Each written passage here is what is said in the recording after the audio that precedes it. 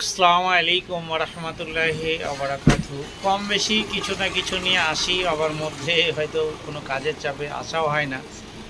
তো এর আগে আমি আলোচনা করেছিলাম চার খলিফা নিয়ে বা খালেফায়ে রাশেদিন নিয়ে। আজকে যেটা বলবো, মহান খলিফা যারা, মহান যুগ, মহান খলিফা যুগ, এই নিয়ে আসি আপনার সামনে। এটা বললে হয় 632 থেকে 661 খ্রিস্টাব্দ পর্যন্ত খলিফাদের একটা রাজ চলেছে। সেই রাজত্ব নিয়ে হালকা আপনাদের সামনে কথা বলছি, ইনশাআল্লাহ ভালো লাগবে।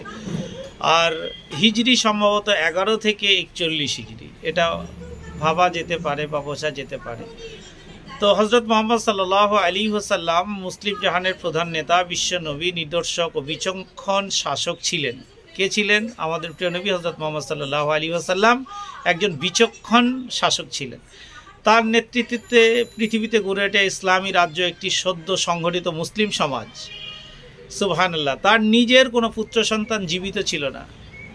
আমার প্রিয় নবী হজরত মোহাম্মদ সাল্লাল্লাহু আলাইহি ওয়াসাল্লামের কোনো পুত্র সন্তান জীবিত ছিল না, সবাই কিন্তু ইন্তেকাল করে গেছিলেন। তো এই জীবদ্দশায় প্রকাশ্যভাবে তিনি উত্তরাধিকারী মনোনীত করে যাননি। তো তার নিজের মৃত্যুর পর তার নিজের কোনো সন্তান ছিল না। কার নিজের সন্তান ছিল না? আমার প্রিয় নবী হযরত মুহাম্মদ সাল্লাল্লাহু আলাইহি ওয়াসাল্লামের নিজস্ব কোনো সন্তান ছিল না। তাহলে তার উত্তরাধিকার কারা হবে, কিভাবে হবে, এ নিয়ে ইসলাম সমাজে একটা সভাপতি, মৃত্যুর পরই সভাপতি ইসলামী রাষ্ট্রের যোগ্য উত্তরাধিকারী নির্বাচনী অত্যন্ত প্রয়োজনীয় হয়ে পড়ে। কারণ তিনি যদি তেনার কোনো সন্তান বা সুসন্তান রেখে যেতেন, নিশ্চয়ই তাদেরকে নিয়ে একটা ভার বা ভাড়াপণ দেওয়া হতো। এরকম যেহেতু তেনার কোনো একটা ছেলে জীবিত ছিল না, তাহলে কার উপরে এই দায়িত্ব দেওয়া যাবে সে নিয়ে একটা বাস্তব কথা প্রত্যেকের মনে একটা ধারণা তৈরি হয়ে পড়েছিল। কাকে এই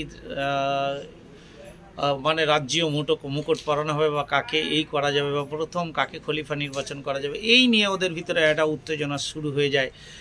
যিনি একাধারে শাসক দলের খলিফা মানে নতুন রাষ্ট্রের মহাপরিচালক, ঐক্যবদ্ধ ইসলাম ধর্মের প্রভৃতি, এই জন্য মোহাম্মদ সাল্লাল্লাহু আলাইহি ওয়াসাল্লাম পরবর্তী ইসলামী ও পবিত্র খলিফাদের যুগ এবং পরবর্তী 1300 বছর ধরে চলেছিল বংশগত এবং জাতিগত খলিফাদের যুগ। সর্বশেষে তুরস্কের সুলতানরা খলিফা উপাধি ধারণ করেন। 1924 খ্রিস্টাব্দে এই সরকারের প্রধান কামাল আতাতুর্ক খলিফা উপাধি বিলোপ করেন। বর্তমানে মুসলিম রাষ্ট্র এবং ধর্মজাগ কোনো খলিফা নেই।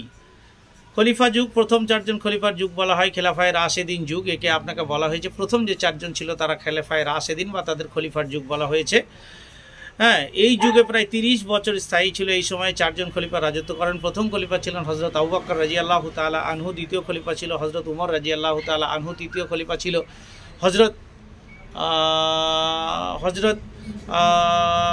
তৃতীয় খলিফা নির্বাচিত হন হজরত উসমান গনি রাদিয়াল্লাহু তাআলা। চতুর্থ খলিফা ছিলেন হজরত আলী রাদিয়াল্লাহু তাআলা আনহু। আসসালামু আলাইকুম।